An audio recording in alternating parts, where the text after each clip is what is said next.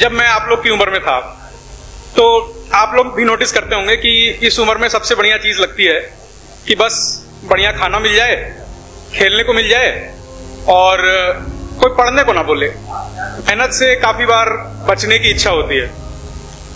मेरे को भी बचपन में क्रिकेट बहुत पसंद था और इच्छा होती थी कि बस दिन भर क्रिकेट ही खेलने को मिलता रहे। लोग क्लास में बैठा करके क्यों पढ़ा रहे हैं, गेम्स पीरियड ही सारे पीरियड होने चाहिए थे और इस तरह की चीजें लगती थी उस टाइम पे।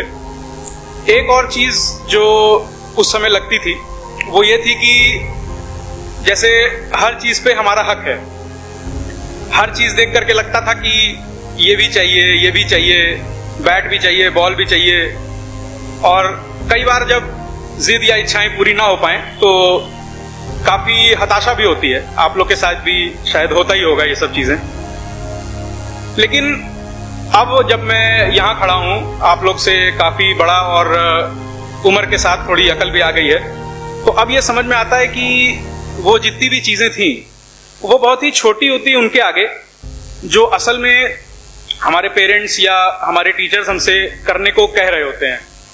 क्योंकि बचपन में तो लगता है कि बस सारी चीजें आसान रहें, लेकिन जिंदगी असल में आसानी से बिताई नहीं जा सकती। अपना खुद की एक जगह बनाना और वहां तक पहुंचना जरूरी होता है, ताकि न केवल आप लोगों को थोड़ा सम्मान मिले बल्कि ये भी हो सके कि आप लोग दूसरों के लिए कुछ कर पाए। तो इसी बात पे मैं ये कहना चाहता हूं कि जैसे मैंने कहा कि कई बार मान लीजिए आप लोग के साथ भी होता होगा कि जिद पूरी ना हो तो थोड़ी हताशा होती है। लेकिन हम लोग ये भूल जाते हैं कि हमारे पेरेंट्स जो हैं वो बहुत कुछ सैक्रिफाइस कर रहे होते हैं हम लोग को आगे बढ़ाने के लिए, हम लोग को शिक्षा देने के लिए, या इवन जैसे आप लोग हैं तो आपको स्कूल भेजने के लिए। कई बार होता है कि वो लोग अपनी इच्छाएं मार करके और आपकी इच्छाओं को पूरा करने की कोशिश कर रहे होते हैं, लेकिन बचपन में ये चीजें दिख नहीं पाती। और कभी हम लोग ये नहीं सोच पाते कि आखिर हमारे पेरेंट्स ऐसा कर क्यों रहे हैं। तो उसका जवाब होता है कि हमारे पेरेंट्स चाहते हैं कि हम लोग वो जीवन व्यतीत कर सकें जो उन्होंने हमारे लिए कल्पना की है। वो बस चाहते हैं कि आप लोग उस तरह का जीवन जिएं जिसमें आपको संतुष्टि मिले और आपको सुकून मिले।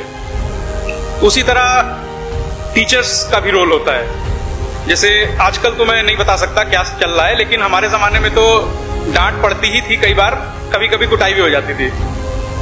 तो उस समय तो बहुत बुरा लगता था कि ऐसा क्यों किया जा रहा है, मेरी एक चीज करने की इच्छा है और मुझे वो चीज क्यों नहीं करने दी जा रही है।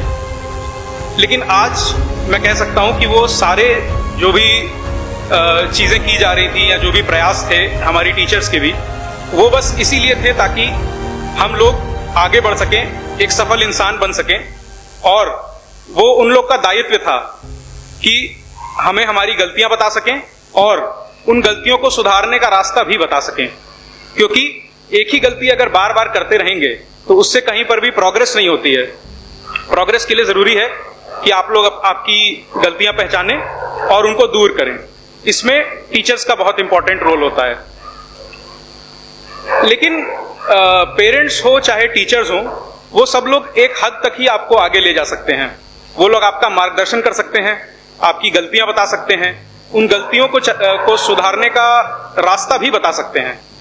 लेकिन अब उन गलतियों को सुधारना है कि नहीं सुधारना है, उस रास्ते पे चलना है कि नहीं चलना है, उस रास्ते पे चलने के लिए जो श्रम या जो मेहनत की जरूरत है वो करना है कि नहीं करना है, ये हमारे और आप जैसे बच्चों की ही का ही दायित्व होता है।